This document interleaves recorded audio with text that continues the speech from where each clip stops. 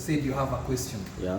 Yes. So how can we compare some of the systems we have in our body, the systems that we have in the vehicle?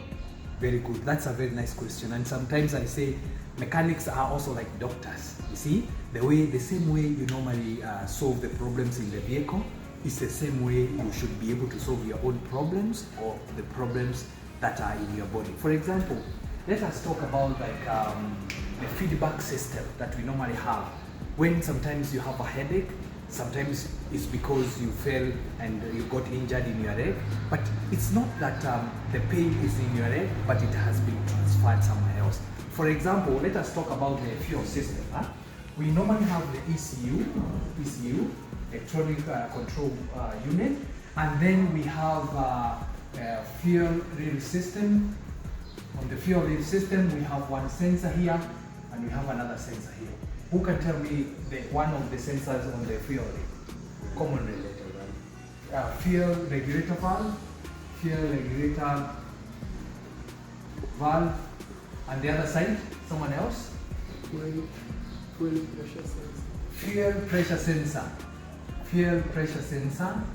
Then this is very important because we normally have a loop or where we have the feedback system here.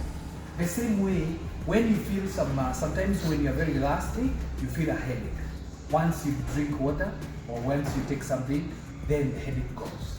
Why is that? Because there is something we call feedback system. Now, let us talk about the feedback system, but let us demonstrate it on the vehicle itself.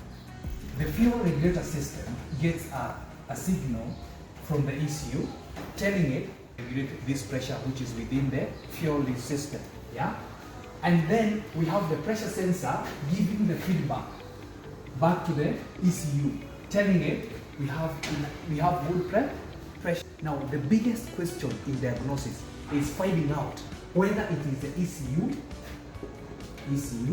or whether it is a fuel regulator valve, or whether it is a fuel pressure sensor that is faulty. That is where the question lies. You need to be able to differentiate between these three things. Which one is faulty? Because we don't have enough pressure. But don't you think the fuel pressure sensor would be faulty and then it is going to give wrong reading? Is that not true? Yeah, so it could be faulty and giving the wrong feedback here, and then you thinking that this is the problem. This could be, the ECU could be faulty, and then what is it going to do? It is going to register itself that, oh, we have a problem in the system. Thanks for watching One by One.